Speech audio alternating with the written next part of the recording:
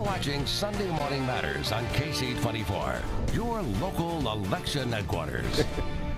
Welcome back. We got a great panel today. This guy is, just ask him, the best dressed, best looking man in Fresno. Jim Veros, our KC24 political analyst. I'm not going to disagree with you. Yeah. Sorry. I knew you wouldn't. Thanks, Jim. I I'm next to appreciate Craig. it. Also with us, he's a former Fresno city councilman, a former top man at the Fresno Downtown Fresno Partnership. Now the co-host of the podcast, Two Guys Talking Fresno, Craig Sharton. Good to see you, Craig. Great to be back. Absolutely. And he's been covering high-speed rail for years at the Fresno Bee. Sadly, yes. Decades. Also, sadly, he also has more Twitter followers than me, I found out this week. Reporter Tim Sheehan back with us. Good to see you, Tim. Good to be here. Let's talk about this high-speed rail announcement. And some of the labeling that we saw in the speech, some of the coverage that we saw coming out of it. Could the governor have been maybe a little bit clearer with his language in this speech to avoid some of the stuff that he was talking about with headlines, not exactly? Absolutely. His speechwriters need a spanking because there was a lot of wiggle room or a lot of just lack of clarity in the way he presented it. His phrasing in terms of, there not being a path right now from San Diego to Sacramento and much less from Los Angeles to San Francisco, that phrasing made it very much seem at first blush like he's punting on everything outside the valley. Yeah. On a second read, on a closer read, You got to grab the transcript. You got to grab the transcript and read more closely and discover that what he's talking about isn't that much different from what the High Speed Rail Authority had in its business plan a year ago.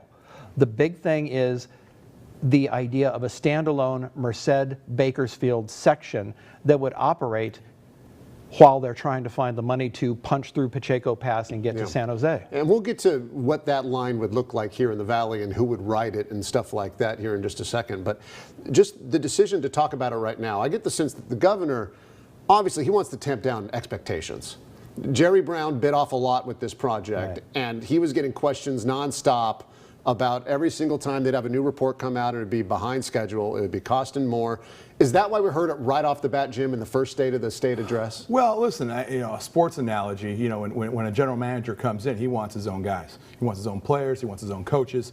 This is going to be his administration. But I think he also knew that Jerry Brown was very popular, and this was his baby. High-speed rail was Governor Brown's baby. So he didn't want to come in here and completely pull the plug on it because obviously that would have taken away some of his popularity. Because I think Jerry Brown would have come out somehow and said, I don't like what Newsoms doing. I think that this allows him to say, hey, let's finish what we started. Let's just go ahead and move forward. And I think where he's trying to go with this is, I want support from the Valley, but I don't need it. I'm going to be nice. I'm going to finish what we started. I don't want the people who had to sell their homes to eminent domain to be really upset with us. We're going to move forward, and hopefully in 2 years, when there's a Democratic president in the White House, we have a better relationship with the transportation department.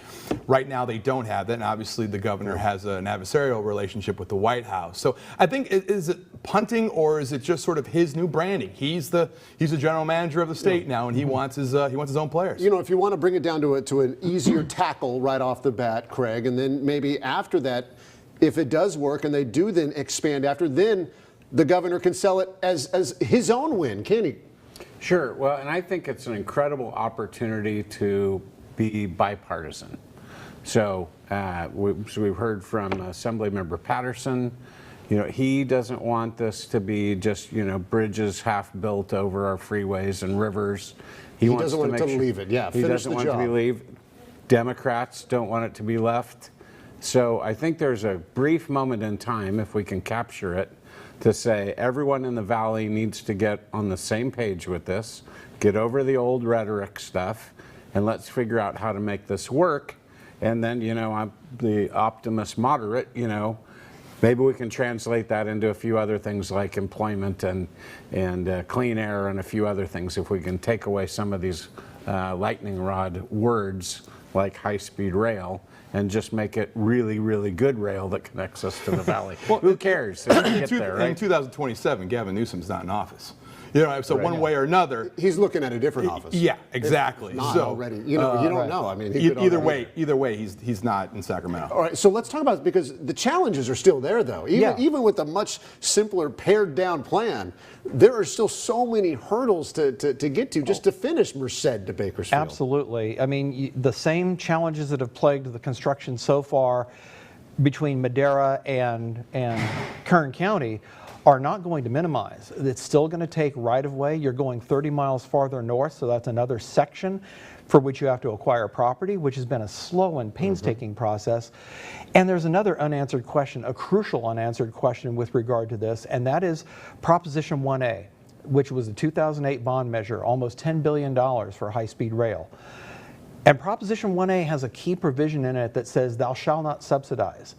Anything you build has to be able to operate self-sufficiently and cover its own operating costs. So the big question, which remains unanswered, whether it's by the governor's office or the California High-Speed Rail Authority, is can Merced to Bakersfield generate enough ridership to generate enough revenue to cover what it's going to cost to operate?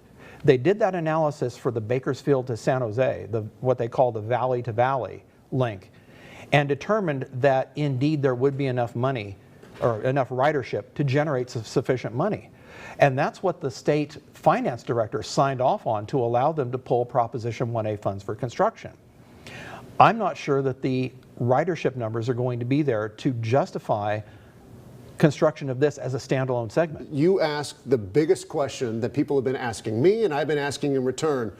Who is the customer, the consistent customer, that where we'll find the ridership base for this project? Jim, do you know? Absolutely not. I don't. I mean, outside of UC Merced obviously growing and doing well, and if there's some sort of coalition between people going up there, traveling more as that university grows, I think they're betting on that, which, you know, I get. Obviously, that's a great institution that you want to invest in. Outside of that, I don't know. I've been racking my brain about it. I don't have the answer. You know, they say if you build it, they will come. Well, but so I hope so. But, but who, Craig? But so look at the crazy Fulton Street project, right? 6 blocks.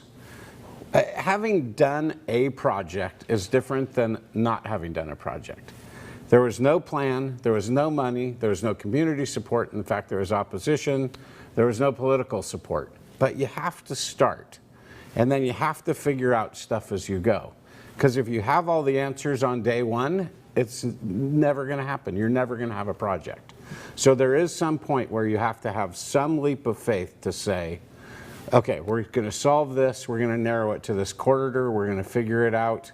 We're going to find out what those numbers are. We're going to find out what the funding gaps are, what kind of train we can afford, what it's going to cost to ride. And then you go to the next step and the next step and the next step.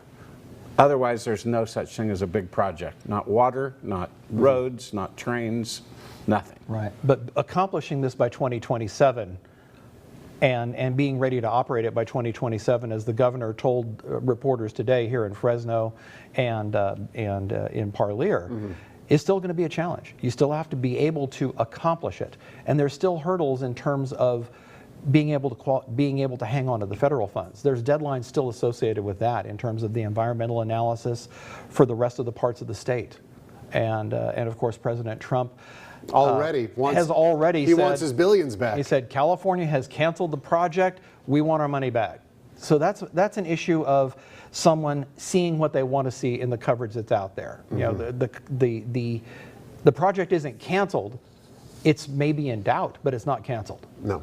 All right, gentlemen, hang tight. We're going to keep talking about this. In fact, coming up, we're going to talk to a guy that's going to tell us how we're all wrong right now, because he was sitting down with the governor earlier today. Merced Mayor Mike Murphy joining me right after this. Stick around.